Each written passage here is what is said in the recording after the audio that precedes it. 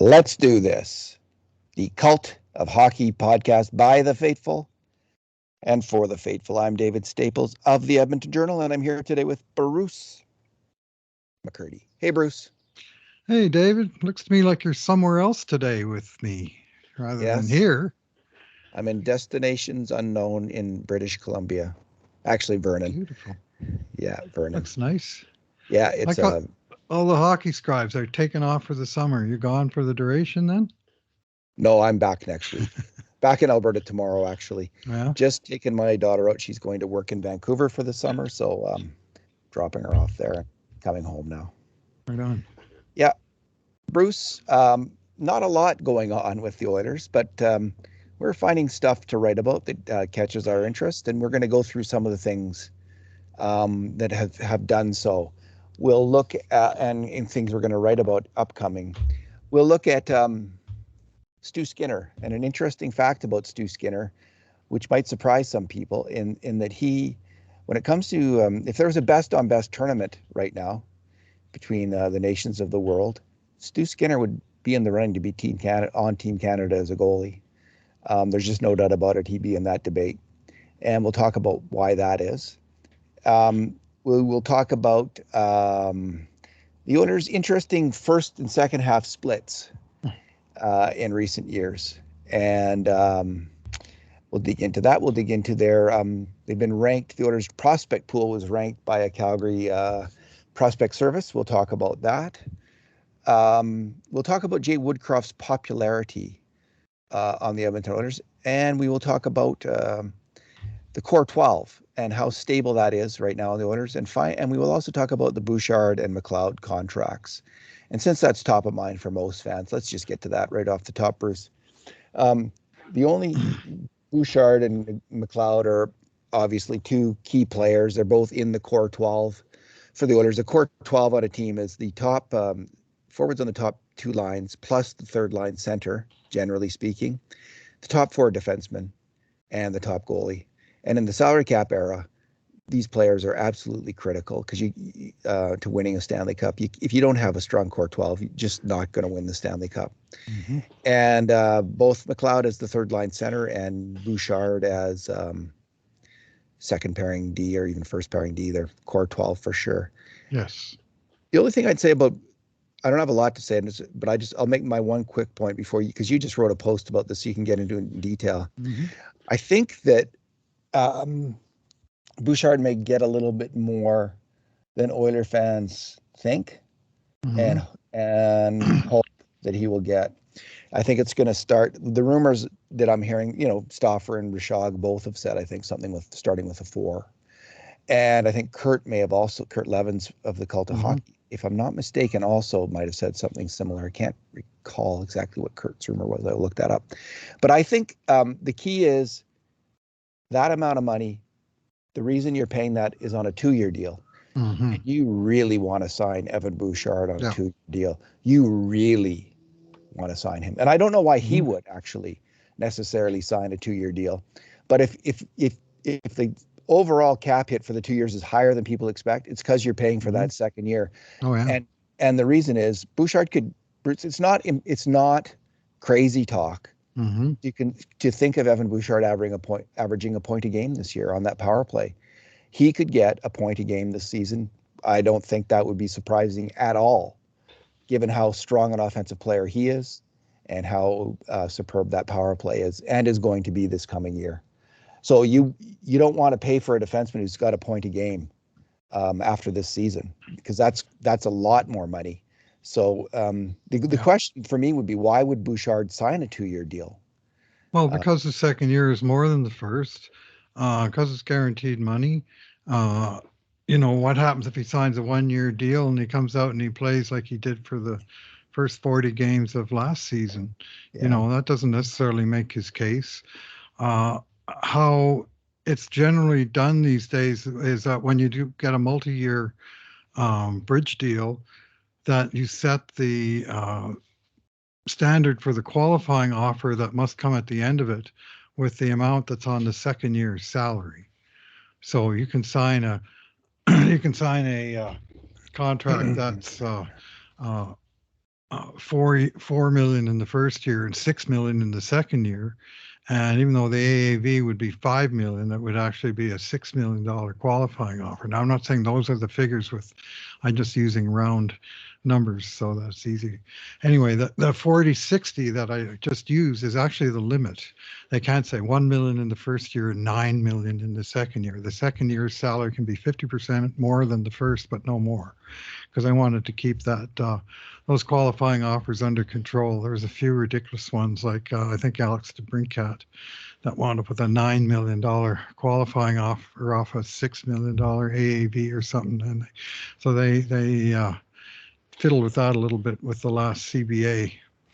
And so this is how it's worked with two very good, I find them extremely good comparables. I wrote about these guys in a little bit of depth last night. I didn't really take a deep dive because I wasn't writing a thesis, just a post.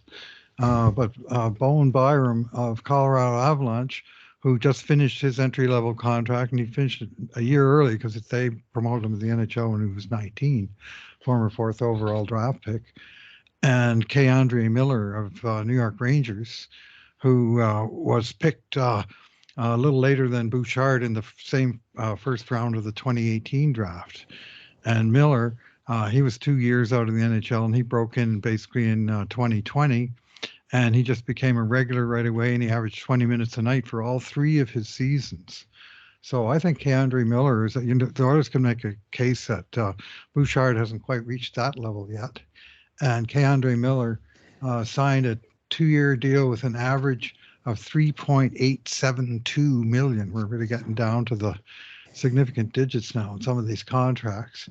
Almost 3.1 in the first year and over 4.6 in the second year.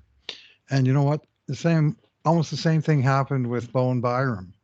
3.08 the first million, 4.62 the second, average at 3.85. So I think they're like almost the exact same amount, 3.85 to 3.87. And they both played 22 minutes a night, David, and Evan Bouchard played 18 minutes and 31 seconds. So if I'm the team, I'm playing that one pretty hard because, ice time is one of the key drivers. Points as a driver. Well, K'Andre Miller had more points than Evan Bouchard, and Bowen Byram had more points per game than Evan Bouchard. They both had more goals than Evan Bouchard. So, and Bouchard, he's a nice player and he's going to get a nice contract. I'm just saying, I think this kind of sets an upper bar. And I don't see any particular reason that the Oilers would need to, I just don't see what the compelling case would be from his camp to say he's outperformed those guys. Well, in this year's playoffs, Bruce, Evan Bouchard, what was his points per game? Let me just have a look. He had 17 points in 12 games. So would that be 1.42?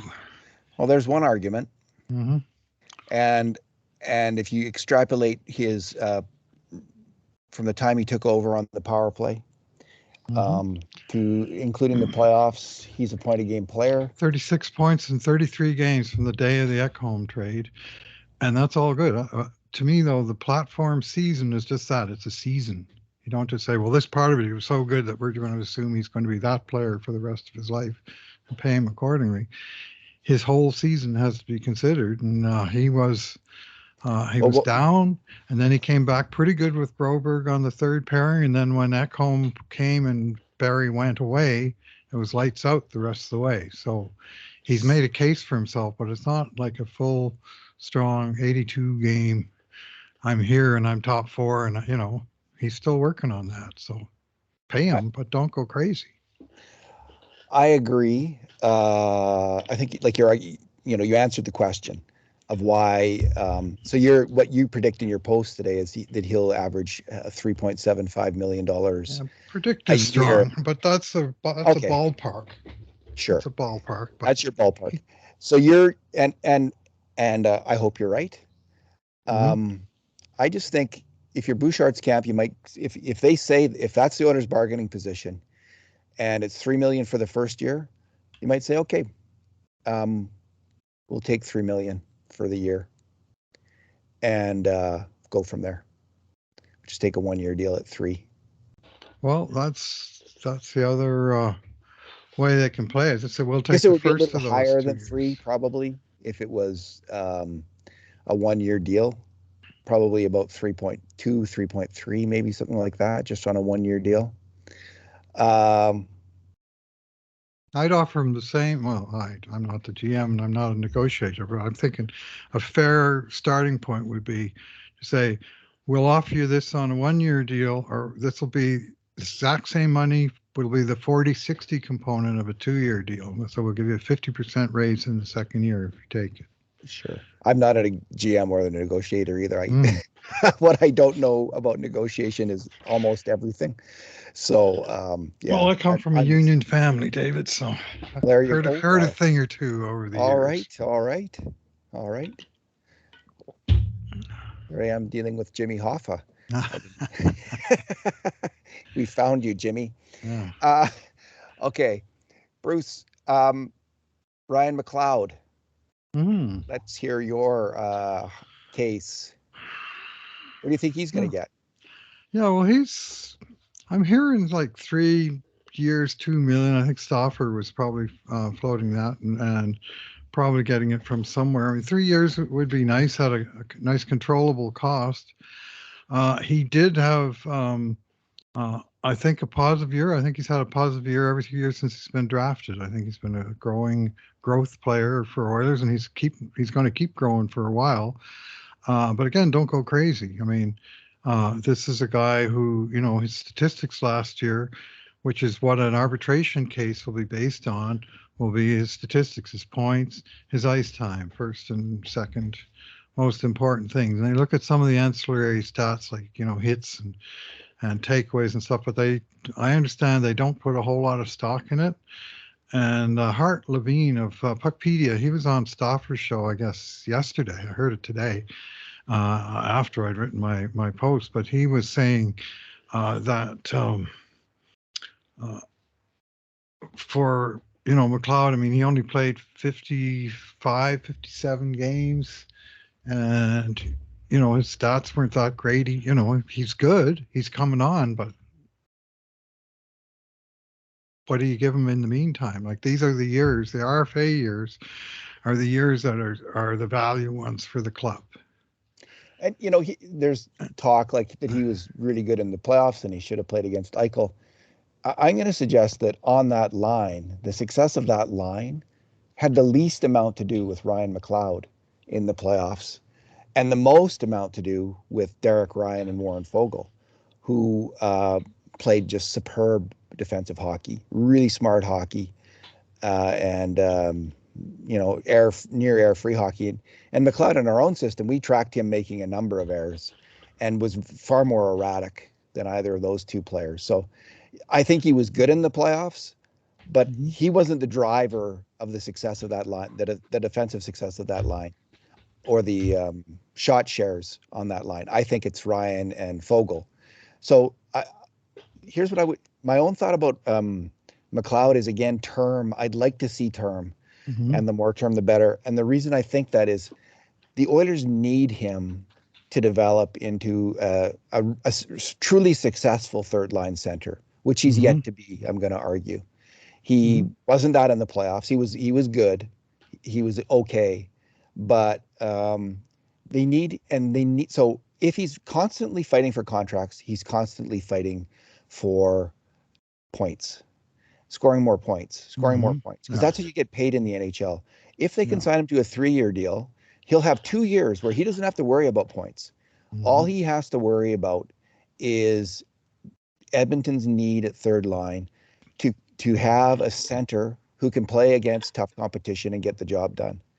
And just that's his total focus. And if he gets 20 to 30 points at even strength, that's bonus. But it doesn't have to be his focus. Like, he doesn't have to, like, I got to get 40 points. I got to get 40 points because that's my pay. That's how I'll finally get paid in this league. The more distant that thought is from his head in the next few years, the better. So I want to see at least 2 years, and hopefully 3 would be great. Now, I don't know if they can afford that, but it may well be, Bruce, they may be heading towards paying a bit more for Bouchard and McLeod to get them longer term and going with a very tight roster. Well, whatever it takes. Yeah. 21-man roster. That seems to Well, be not their preference, but no, it it sounds like shouldn't it's be. what it's going to be. I think it's Hmm. going to happen. Yeah. Um, Well, Hart Levine, he was saying that the Oilers have enough money uh, for a 22nd guy if they can sign both Bouchard and McLeod for 5.6, which is not sort of completely out of range. But it's, if they did say get Bouchard at 3.75, yeah, like I suggested, then they'd have you like could have what one? 1.8 for McLeod, and then you'd have just enough room to sign a 22nd guy at the low end of the pay spectrum, um, and It's not going to happen. have a 22-man roster. And yeah, it's I don't know. Because if they go with a smaller roster, then they actually could, I think, sign another They could player, sign a more expensive guy to be the more 21st expensive guy, as guy, and opposed to that two minimum guys to be that's right. So 21, it's 22. bad news for Raphael Lavoie, like anyone making minimum. That's Mm-hmm. not good news. But that could be. Bruce, I would say 90%. Mm-hmm. That's what the direction it's going to go. What do you say? Yeah. Well, they've got the one thing is if they don't spend to the cap, it actually works in their favor in that they're starting to accrue cap towards both the Yes, trade deadline and perhaps even towards the end of the season, where if they don't spend it all, then the first part of Connor Brown's bonus gets paid out of whatever's left. So if they don't spend, if they come out 3 million short of the cap this year, which they won't, but I mean, imagine if they did, they could basically pay off Brown's bonus this year. I mean, that's the flexibility. It's only the overage that carries over to next year. So, cool. Well, yeah, that would be good, and they could yeah. So I just see them doing that. I see them hmm going with a smaller roster. I know the Holland doesn't want to, and he said he wasn't going to, but I hmm think things also change. And when hmm you have these players who are pushing hard, agents pushing hard for more money, it's hmm the temptation is just get them signed another year longer, put off the headache of the next contract one more year down the road. There's benefits hmm for the team and having them focus on team-oriented goals in the short term, these two young players, as opposed to individual goals, which have to come pop into your head more when you're in a contract year.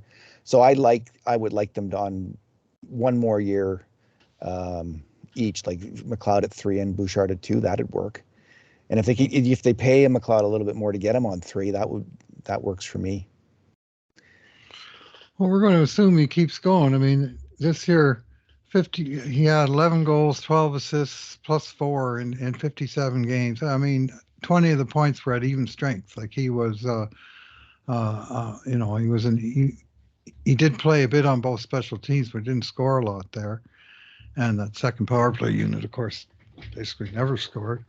Uh, so he's, I mean, as a defensive player, I mean, maybe he's a guy that you give uh, you offer him 2 years, or sorry, 6 years at 2 million. See if he takes that, like Kelly Yarncroc got from Nashville a few years ago. Give him the Scott Mayfield offer. You want to play here? Here you go. Relatively low dollars, long-term security. But it would have to be more than 2 million, wouldn't it? It would have to be like 2.5 or I don't know. Kelly Yarncroc signed 6 for 2 million. That's my really. comparable. All Yeah. right. All right. So, Well, I like that idea, Bruce. All right, let's move on, and we'll talk next on the agenda is last week, Calgary prospect analyst Byron Bader of Hockey Prospecting came out with his list of ranking NHL farm systems. And he's someone who uses a kind of an advanced NHLE equivalencies, NHL equivalencies thing to basically where you take the scoring stats of a junior player and then by various formulas you figure out how many points he's going to score in the NHL. And that's his main method, I think, of right. rating players. But it's a I think he doesn't give away what the formula is, but it's fairly sophisticated. Anyway, he has the Oilers 28th out of 32 teams in terms of their prospect pool, and his top. Let me see. Did I list what his top prospects were? Um, I don't know if I did list his. Okay, yeah, I did. Oh no, I have Scott Wheeler's top prospects.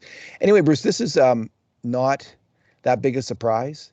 The Oilers. I mean, 2 years ago he had the Oilers 12th, but that Bouchard was still a prospect then, and Philip Broberg was still a prospect then, and Ryan McLeod was still a prospect then, and he was really high on Ilya Konovalov, as were a lot of people. Yes. And some of them have worked out and some of them haven't. Mm-hmm.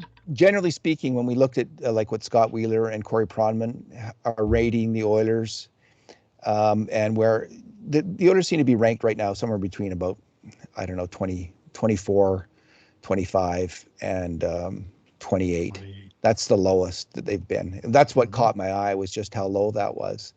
And one of the things that hit them this time was there was no first round draft pick this year, traded for Matthias Ekholm to boost the level of the prospects. And they traded Reed Schaefer, who not everyone was in love with that draft pick, but what we saw was Nashville was enough in love with that draft pick to make it a main piece, a main part of the Oilers' acquisition of Matthias Ekholm, that and the Oilers' first round draft pick this year. And what the Oilers got was a very good defenseman for 4 playoff series out of that Ekholm trade. So there was a lot of value, I think, attached by Nashville to the Schaefer pick. And losing him has hurt the prospect pool. Bruce, what do you make of the Oilers having such a low level of prospects in the eyes of most of the people who are now evaluating young players? Well, first I'll say that Reed Schaefer is filling the spot on the Nashville roster, at least in the longer term, that Tanner Jeannot had captured for himself, of being a tough, depth winger who could score some and play. And when they traded Jeannot for a player plus 5 draft picks, they did create a hole in their roster, and I think that's one of the reasons they targeted Reed Schaefer right there, was they wanted to fill that spot. So, but it is a cost of doing business, David. What bugs me is that when I read sometimes on the internet, and same people that say the Oilers should be going for it are complaining because their prospect pool is low. And they traded 2 firsts for Ekholm. They traded a second for Kulak. The year before that, they traded a second for Kulikov. They traded a third for Keith, and I know people are mad about that trade still. But they've been giving up picks left, right, and center. I've written the last time the Oilers had 7 picks in the same draft was 2017, and that's part of the reasons that people always want them to go for it, add at the deadline, get there. And I should say, the GM wants to go for it because he thinks he's close. And this year, Holland did a few things to get close, but he traded a third for Bukestad, and he traded a prospect with that third for Bukestad, so that guy's gone. And before you know it, the system has lost both prospects and picks to make future prospects in these trades, and you're down a couple of courts. If you've gone 5, 6, 7 years in a row where you're drafting 5 times and everybody else is 7 or 8, you're going to lose ground that way unless you're absolutely fantastic drafters. And the cost of going for it, and the other cost of going for it, is the higher you get in the standings, the lower in the draft you choose. So it's been ages. The last top 10 pick the Oilers had in the draft was Philip Broberg in 2019, Holland's first year.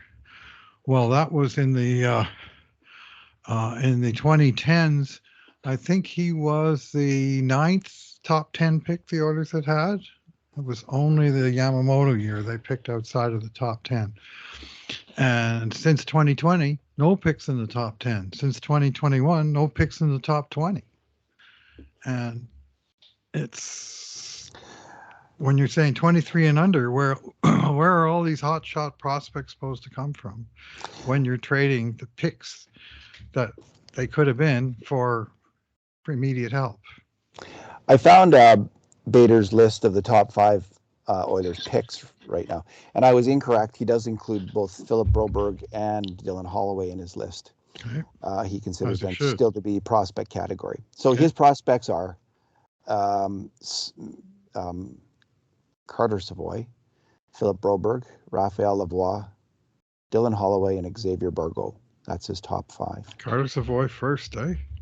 I think he does have him listed Wow. first, if I'm not mistaken. He's high on Carter Savoy. Bit of a shocker. Well, his NHLE might not Great. be bad, but That's great. I think based on his AHL play last year, he I hope didn't he's exactly right. rip it up in the AHL. No, So he Bruce, kept getting hurt, David. He didn't really have a. yeah. So Bruce, what would you were at Dev Camp? You just got the Oilers development camp for drafted Mhm. players. You saw the Achy Breaky prospect and others. Mhm. So what stood out for you? Which players stood out as being eye-catching talent? Well, the guys like Akey and Breaky also, and also Borgo. Let's hope he's not Breaky. Uh, uh, they the high draft picks, they stand out for their skill, and they always do. You can sort of watch for 10 minutes and say, well, that guy is probably a high pick. And, he might be Jason Bonsignor. That's never going to turn out as a player because there's other things that he's lacking. But you can see the talent oozing off the guy, just like we could with Jason Bonsignor. And Nail I'm not, Yakupov. yeah, I'm not saying that. Well, I'm not saying they have anybody Remember quite him as. at Dev Camp, Bruce? Nail Oh, I Yakupov sure looked do. Yeah. awesome Would he ever at Dev shoot the Camp. puck? Oh, man, was he firing the puck. Anyway, uh, the guys that impressed me were mostly lower picks. Akey, his skating was good. You could tell he was 18 years old and kind of a little bit in over his head, I think, first camp. Nothing wrong with that. I mean, he's 170 pounds too, right?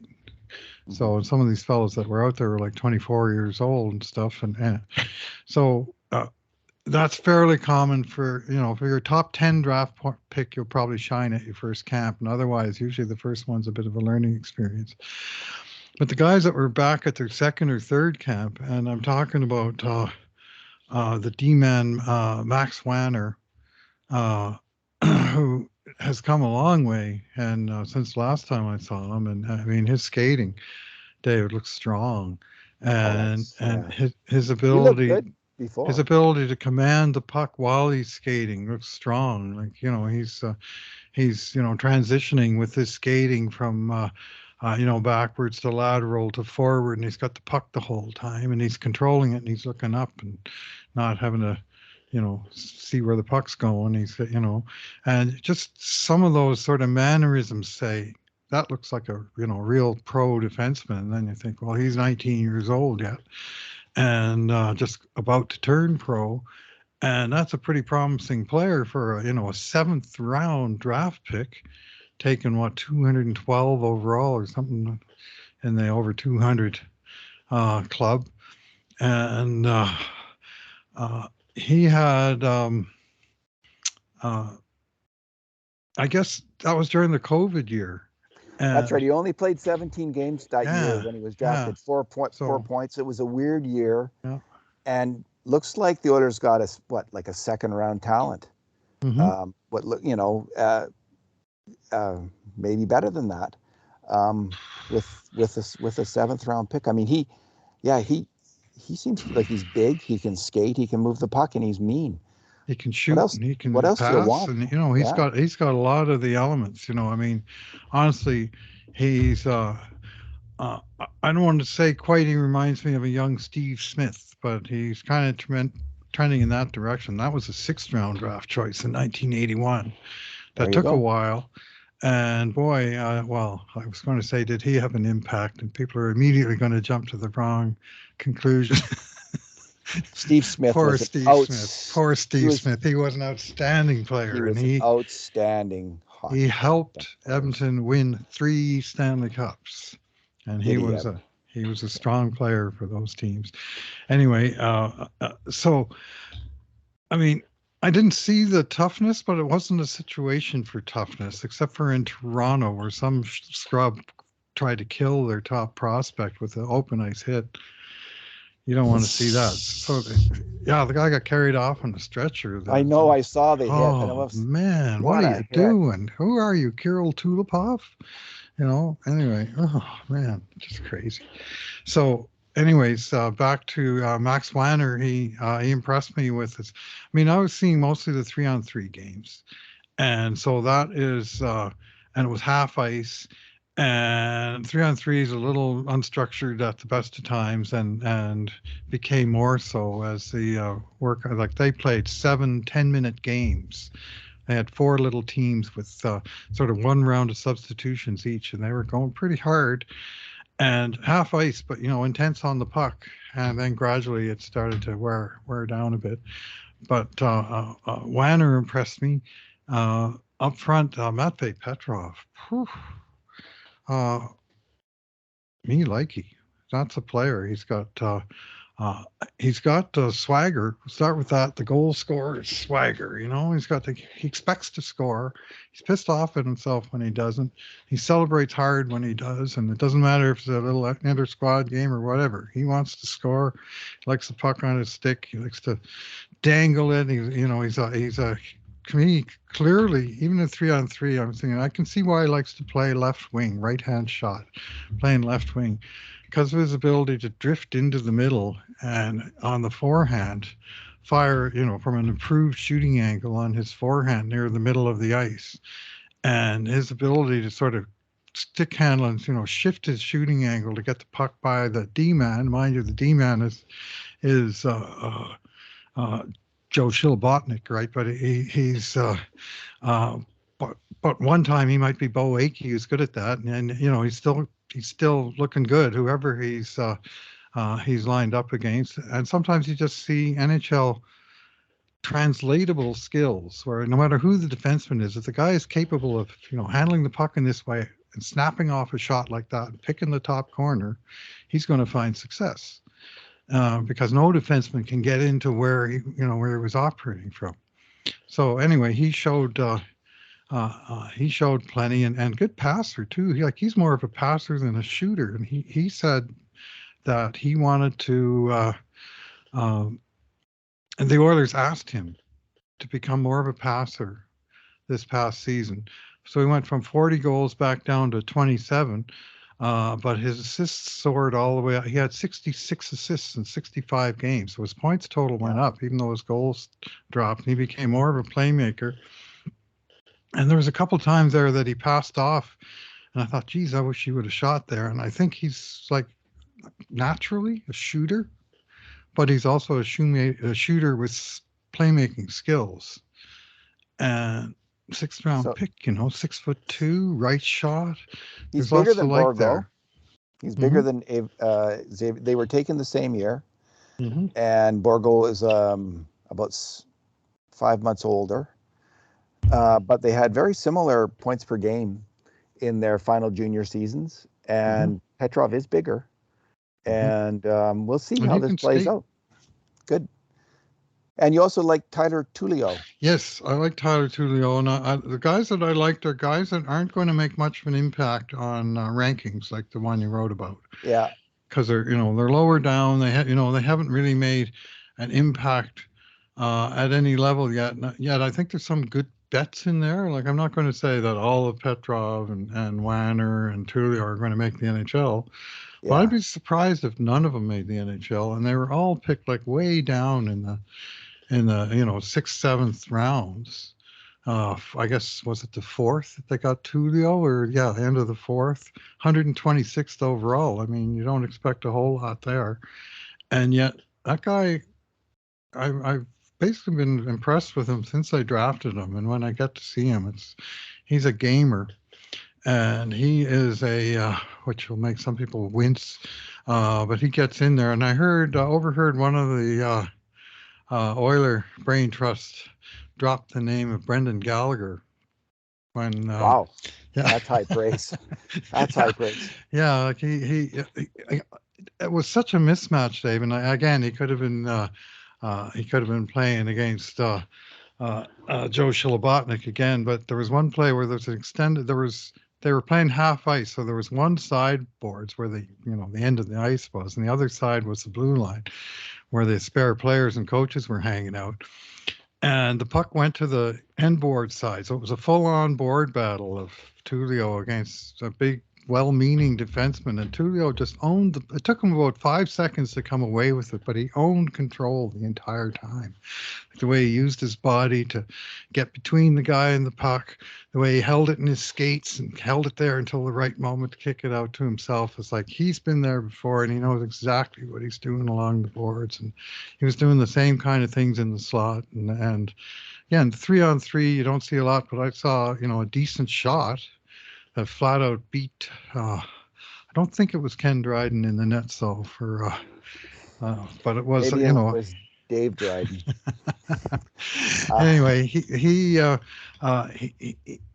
likes the down and dirty stuff, and he's a guy like it would not surprise me to see him carve out an NHL career as a solid bottom sixer. Good news. Like it's and as you say, like we often go on, like we're excited by these players, and they don't make it in the NHL, most of them.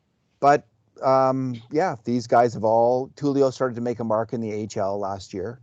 Petrov's been outstanding in the OHL, and Wanner took a serious step up in the WHL.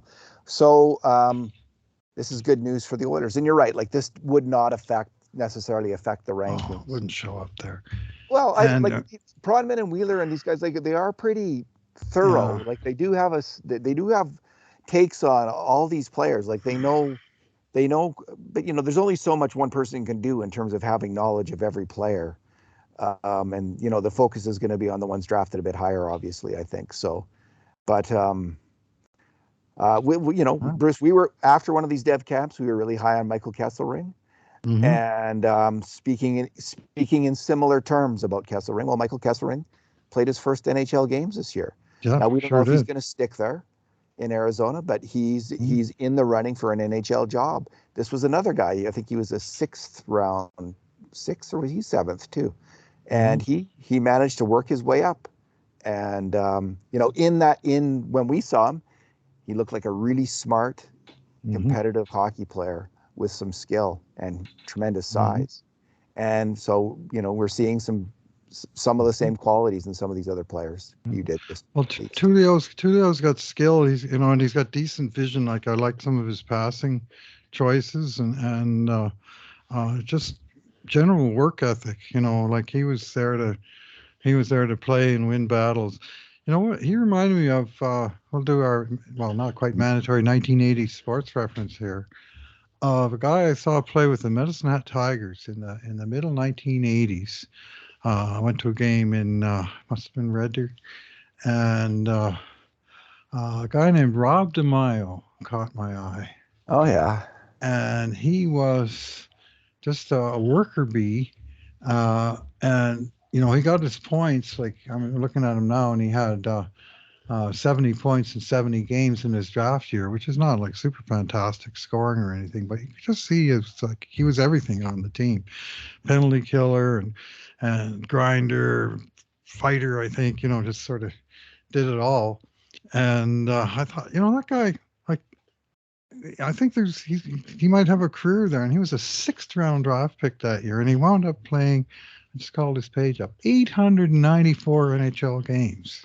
Oh, you never know where these guys are coming. And Brendan Gallagher that I mentioned earlier, he was a 5th rounder. And how many games is he going to play? He's several hundred already, and he'd have a lot more if he didn't keep getting hurt. I thought you were going to compare him to Morris Lukowicz. I hated Morris Lukowicz. He was a player that you had to admire. You had to. He was damn good. That's a mandatory 1970 sports reference. Wasn't he Cool Hand Ed Lukowicz, the curler's brother? Is that? I don't know about that. So he played for Houston and Winnipeg in the WHA, and then he had a good career in the NHL. Yep, sure did.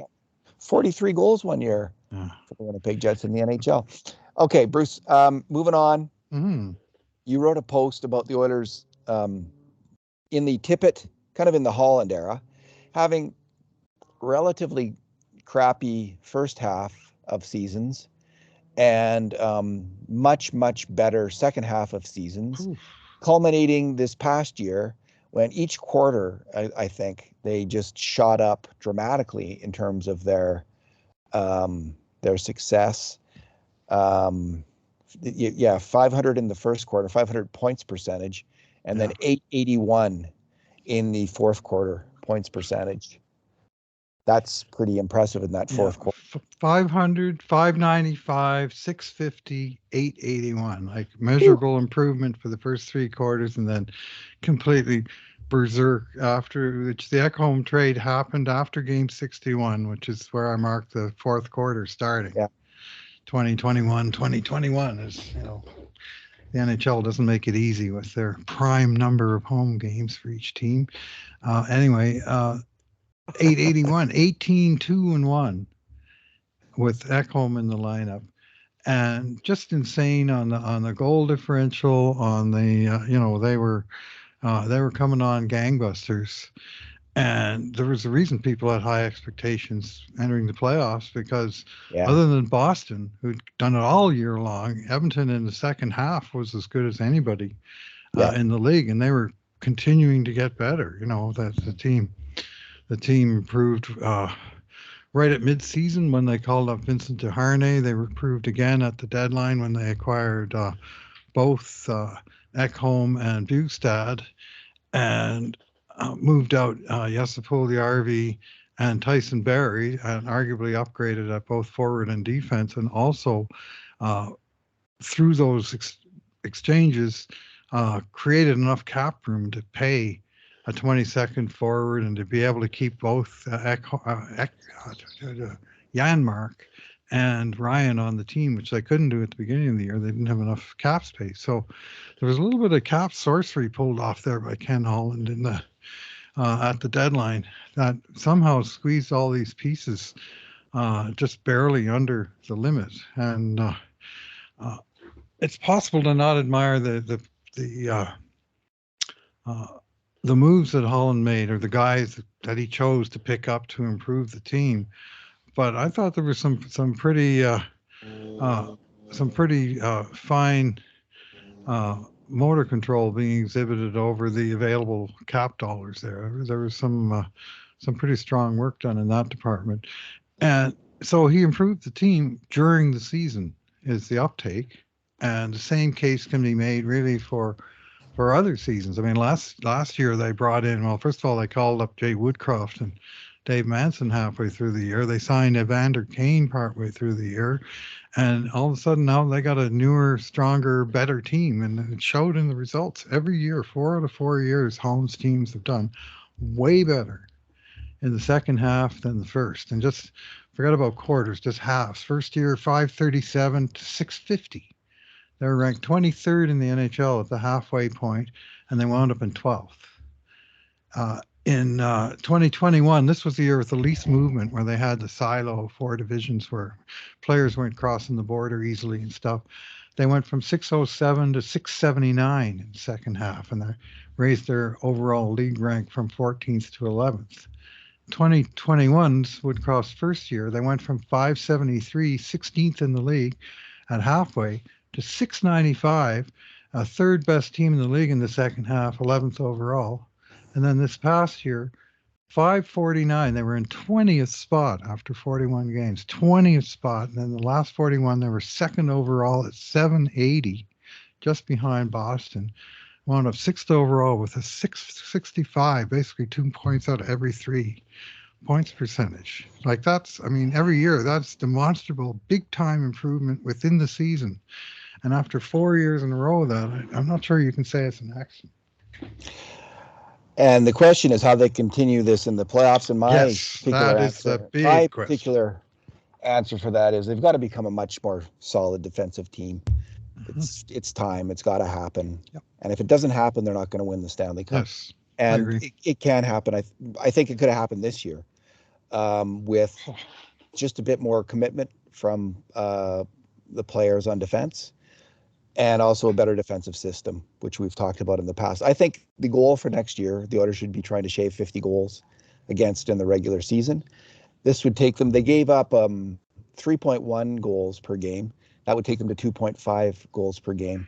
And that's a lot. That sounds like a lot. But when they've been playing their best hockey, Bruce, in these stretches, when they've played their best hockey, they've allowed about 2.8 goals per game. So this is in Tippett's in the All-Canadian and the COVID season. In the All-Canadian year, it was 2.8 per game. And when Woodcroft took over the Oilers last year from Tippett, it was 2.8 the rest of the way. I didn't work out what it was in the last half of this year. But so essentially they have to take their best defensive hockey that they've played during these hot streaks that have been long and lengthy, and they've got to do a bit better.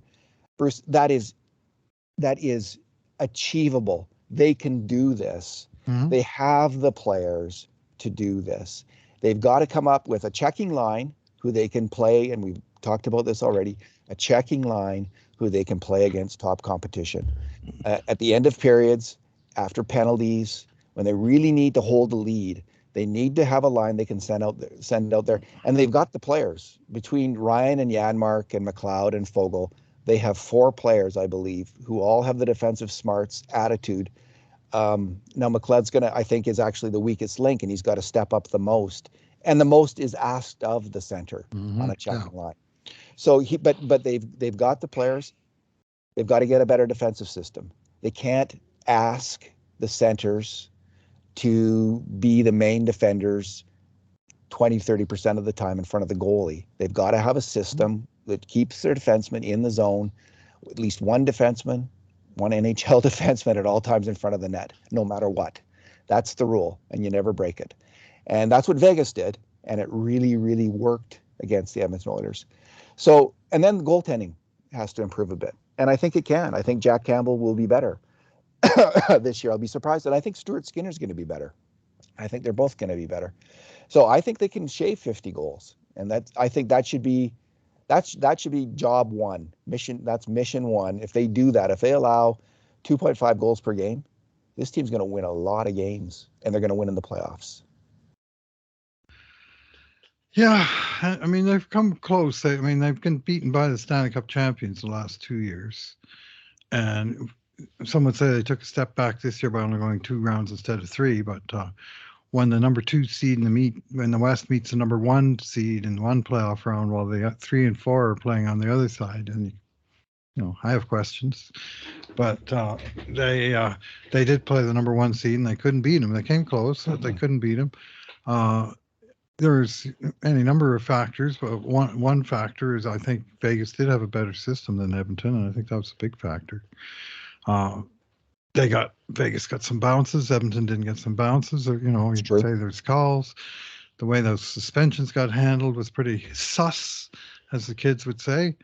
And it's, they were close. They were close. They didn't get it done. And this was a strong team. And, they were flying coming into the playoffs, which I guess makes the result that much more disappointing. But overall, they're building. They had a better year last year than they had the year before. During the season overall, I would say they did, and their depth players played way better.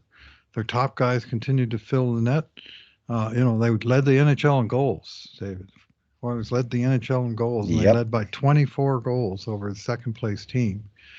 And that was the first Oilers team to do that since 1986-87, when they last were first overall in the NHL in goals, and so that's huge progress. And you can talk about their defensive play. Yes, they need to upgrade that as well, but we also need to remember this team is so offensively talented that they can outscore some mistakes. They just need to make less mistakes. They got to get Bruce to a point where you listed a lot off. Like there was bad puck luck shooting. I've talked about that. I've written a post about it. There was bad calls by the ref. What you need to do is put those take those off the table, and you take those off the table by raising your level of dominance. There's only one way to do it, and there's only one way for they're not going to score more. They're not going to be a better offensive team than they are now. In fact, other teams are going to, I think, borrow, and steal from Vegas, and the Oilers are going to face nonstop this zone play nonstop next year. It's gonna be a thicket of players in front of the net, stopping Connor McDavid from getting the best scoring chances, and they're all gonna borrow from that what happened there because everyone saw that, and it worked. Vegas at even strength had the same number of grade A shots as the Oilers, but they had significantly more of the best scoring chances at even strength against the Edmonton Oilers without a better lineup. And they did that through systems play. And so it's going to be tough to keep scoring. So they've got the thing they can do, though, steal from Vegas as well. And I'm actually really keen to see them do that. I think it actually might be the plan. And I think it will really work because I see players like Ekholm and Ceci, Broberg, Nurse, DeHarnay, all of these guys. These are big guys, and you keep them in the office, in their home, in front of the net. Good things will happen defensively, and the goalies will look better. And Leon Draisaitl and Bukestad won't look so bad because they're not going to be asked to be constantly tracking back to the net when their minds are on scoring goals. They're going to be asked to help out, cover in front of the net, but not be the main guy. So I'm quite bullish on Woodcroft as a coach, which segues into our next segment. So Alan Mitchell of The Athletic was writing about this, and he wrote a post this week, and he wrote in the post, the quote, "The devastating series loss to the Vegas Golden Knights has Edmonton's young coach under fire from the fans. Some of the criticism is deserved, some is luck, while some of the error comes down to decisions made by the coach that didn't work out." I think that was he's bringing up an interesting point. And it's clear that some fans, including this fan, are making fairly strong critiques of Woodcroft. Well, let's say insistent critiques. Well, I'll leave the strength of the critique to other people to judge, but insistent critiques about Woodcroft right now are coming up. And it's not, and people are raising I have this focus on systems play, but other people are bringing up mainly the Skinner Campbell decision, which really stuck in people's craw. The decision to stick with Stu Skinner and not go with Jack Campbell. So there is a lot of criticism, Bruce. But I just wanted when I read that, I wanted to try to quantify, because I wasn't sure how widespread the critique was or how heartfelt it was. So I did a Cult of Hockey poll. And the results are these. 2,148 people voted. And I asked them, what grade would you give Jay Woodcroft for his coaching since taking over the Oilers? And 35.5% gave him an A. 58.1% gave him a B. So we have like 93.6% of Oilers fans giving him an A or a B. Passing grade, yeah. Well, not just a A or B is a passing grade. Well, that's right. That's fair enough. Those are good grades, but for an NHL coach, that's you got to get a B or an A, or you're going to get fired. So it's not there is criticism, but I'm going to suggest it's mainly from only 1.7% gave him a D or an F. So it's a small number, and I didn't. I gave him a B. Well, that would be lunacy, frankly. Yeah, I think so too. The Oilers Go ahead. The Oilers went 29, 5, and 6 in their last 40 games this year. Exactly. Exactly. He didn't suddenly forget how to coach. I think he had a tough series to the extent I think if you trade coaches, you have a different result. That's my opinion. That sounds like a harsh criticism. I don't think it is on a close series, because it's the series comes down to 3 or 4 goals, and I think Cassidy's defensive system compared to Woodcroft's makes up for that. But Woodcroft's he's a teacher, he's a learner. That's why he's an NHL 100%. coach. Lifelong learner. He touts himself, and he's proud of it. And that's he's going to learn, and that's something that everybody should aspire to, frankly. Indeed. But he's big on it, and you can see it, you can tell, and his and he will get better, and he did a lot of things right this year. He did a lot of things right last year, and he's got a lot going on for him as a coach. Like, he's the best choice for Edmonton Oilers right now, and the idea of bringing in another old retread, Joel Quenville or Mike Babcock or something. I mean, sure, they're accomplished coaches, and I'm not saying they would even come here, but I think the Oilers have finally found like the recipe. They're going to grow the coach with the team, I and think they're so. growing organically, and it's working. So don't mess Excellent it up. comment. Yeah, that's exactly right. So I think that there's the 1.7% who gave him a DRF. When you're on social media, that group of people, it's 30, 40, 50, 60 people on Twitter can make a lot of noise Yeah. if they're committed tweeters and commenters on stories. So I think we might have the appearance, like the feeling, if you're on social media, there's a lot of criticism, and there is, right? Mhm. But much of it does come from people who gave him B or A, at least the Mhm. people who gave him a B. And I think if he had won the Vegas series, even if they had lost maybe the next round, like the numbers would have been reversed. He would have had A from 58% and B from 35%. I think that series, many people mentioned this, that his mark dropped from Mhm. an A to a B Yes, based on the because Vegas of the series. series. Yeah, And that's how it was with me. But understood. he's had outstanding results since taking over the Oilers. He's Hmm. got the second, since he took over the Oilers, Bruce, the Oilers have the second highest points percentage in the NHL, Yep. which is 683. Does that Yeah, make yeah, sense? yeah, Wow, yeah.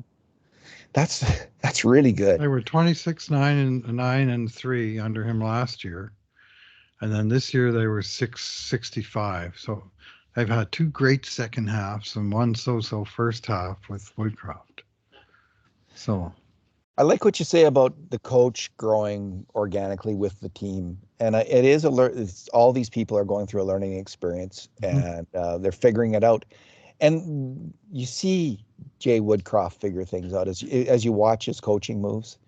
mhm. Um, he's picking up on stuff all the time, and I think he's going to be getting it right. Well, his situation reminds me so much of John Cooper in Tampa. 10 years ago Yeah, when he got called up from their farm team, and they had a few guys that came up just before him or just after him, just like Woodcroft did. Some of his minor league uh,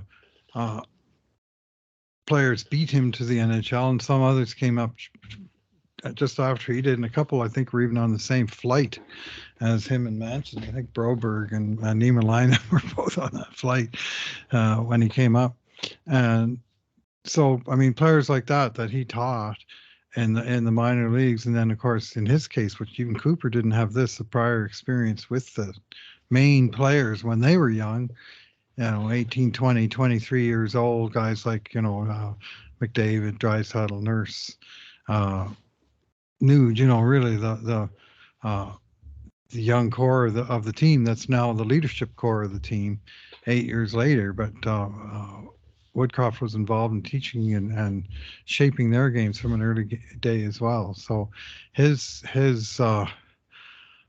intersection with the organization shapes up to me almost perfect in terms of what he's done, who he's coached at what times, and now it's come together in the big club. And I thought there was a real chance it was going to gel, and so far, mostly it has. Cooper took his team to the Stanley Cup Finals in his third season Third year. as an NHL coach, and I think it's his eighth season as an NHL coach. And he won. The Kucherov in his first season was just 21 when they made the finals. So he was it essentially the development of Kucherov and Hedman as dominant players Hmm. tracked their eventual rise to Stanley Cup champions. Hmm.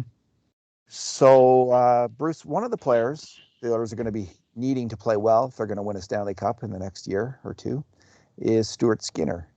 And an interesting thing about Skinner is if Team Canada was in a best on best tournament right now, Stu Skinner would be in the running to be the starting goalie.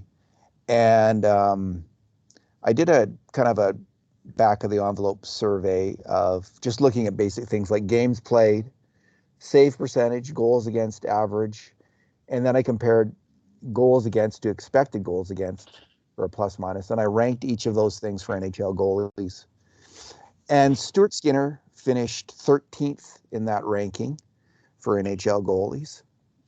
He was 15th for games played, 16th for save percentage in the regular season, 21st for goals against average, and 12th for goals against to expected goals against differential as recorded by Natural Stat Trick.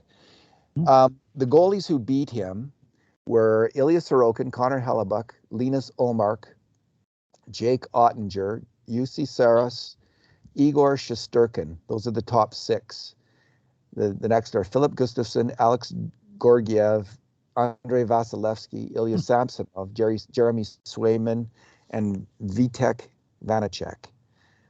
Not Bruce, a Canadian Russia, in the group, eh? Not a Canadian in the group. Russia is stacked. Are they ever? Holy crap! Is there 6 of them? Bobrovsky, right? Like he's not even in that. Right. Stacked in that. All he did was dominate the playoffs. Yeah, in Canada. So the Canadians after Skinner, Darcy Kemper's in 14th place. Carter Hart's 16th, Logan Thompson 17th, Marc-Andre Fleury 19th, and Aiden Hill 20th. Right. Tristan Jarry 23rd. I think if there was a Team Canada right now, Aiden Hill and Darcy Kemper would be on the team based on their Stanley Cup wins. And then it would be a choice. Who do you want to go with as your third goalie, Skinner or Marc-Andre Fleury, I think. Now, you might have Carter Hart as a dark horse because, he's been the goalie of promise. But, Bruce, this ain't the era of Carey Price or Rogie Vachon or Martin Brodeur or Patrick Waugh or Grant Fuhr. We do not have a dominant Canadian goalie right now.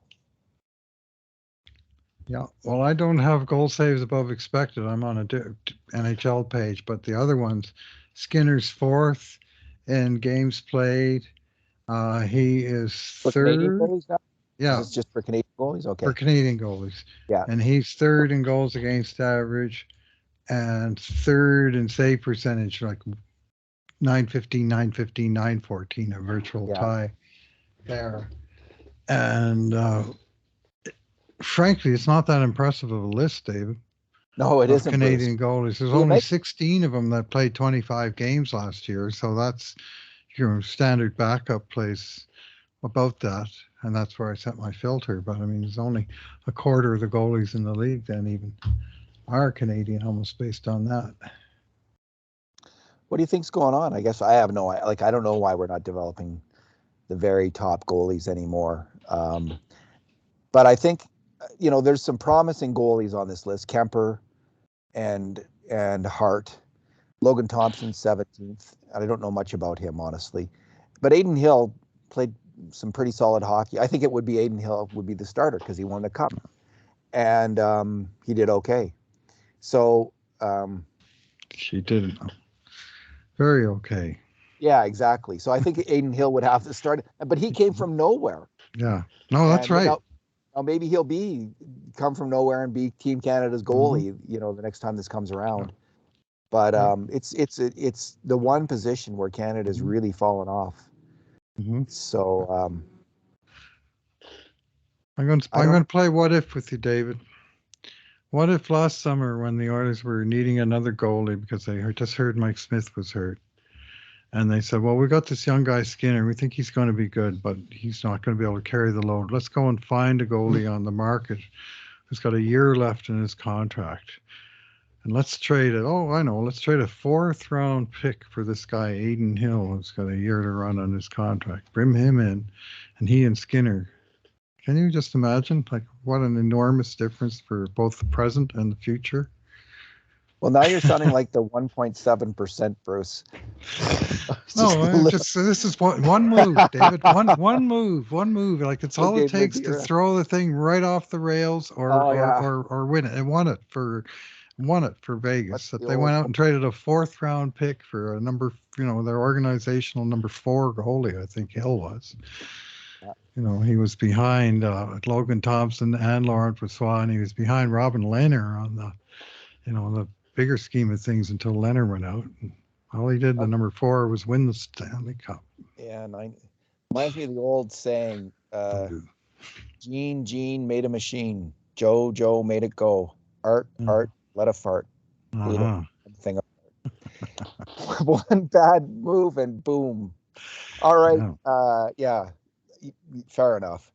But that's no one knew, including the Vegas Golden Knights, who Well, of had course. Aiden Hill in. His He name was played. out there, but that's all I'll say. His name was out there.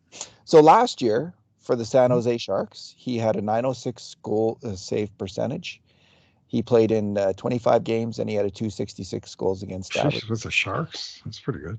That's not bad with the Sharks, actually. And the goals against the save percentages, excuse me, were low. Well, actually, they were lower this year. This year he was at 915. I mean, he really was solid this year when he did Mhm. get a chance. But Laurent Brossoit, Bruce, was in net Mm-hmm. for the playoffs ahead of Aiden Hill. He That's what was. they thought of him. And Jonathan Quick came and played a lot of games. And if he had shown any gas, if he had any gas in the tank, Jonathan Quick would have been in net. So I'm just saying, that's a nice thought, and I wish that had happened too at this point, but it didn't. And hopefully Jack I Campbell. had the thought, not Yeah, specific to Aiden Hill, but just specific to go out and rent a goalie, bring in a decent, solid guy that's already under contract for 1 to 2 years, rather than go out on the market. And I mean, where's Stuart Skinner going to go if you bring in a big number one? Like to me, it kind of was. Anyway, it's all hindsight 2020. No, yeah, we'll go if actually, goalies. it's hindsight 2022, but it's still last year. Yeah. Bruce, we listen. I was going to talk about the Core 12, but we've already been talking for an hour. Let's just save that for the next podcast because I'm going to be writing a couple posts about it. Okay. And we have the prospect series coming up, August, yep. probably starting towards the end of next week, I'm guessing. Maybe. Okay. Yep. Yeah. Usually we do most of it in August, but we'll yeah, work maybe it it'll out. be a little later. We'll have to figure out if we got enough prospects to write about, David. Maybe we'll only write about the top 10 this year because all the rest of them are bums, according to all these scouting services. We don't have a lot of top prospects. It's true. Like there's not even a lot of guys under contract, are there? Not yet. Yeah. Yeah. So Yeah. let me just go. I'll go to so is Marcus Niemelainen still a prospect? I guess we'll have to debate that. But in terms of prospects who played in the AHL last year, there's Carl Berglund, who was 23 and is a college center. Bargot, Carter Savoy. Now there's Jaden Grube, who's joined them. There was Tyler Tullio, James Hamblin, Matvey Petrov, Raphael Lavoie, Noah Phillip, who's now retired. There's Nolan Hoffenmeyer, Max Wanner, Phil Kemp, Cam Dineen, and Benjamin Gleason. Ryan Fanti, Olivier Rodrigue, and net. So there's enough. There's something to write about, and then there's. Oh yeah, no, we'll have ones to write about. I'm just not sure how many real strong prospects that we'll write individual posts about each one. Well, we usually do about 20 of those, don't we? We done, yeah. In the past, we've done either 20 or 25, and it's I think last year we did 20 because there only was 20 that were really. I think we'll be doing at most 20 this year as well. Agreed. Yeah. Great. So. Alrighty. Well, Bruce, thanks for talking. It was good. Yeah. Yeah. Thanks for listening, everyone. Safe travels tomorrow, David. Thanks, Bruce. And in the meantime, and in between times, this has been another edition of the Cult of Hockey podcast.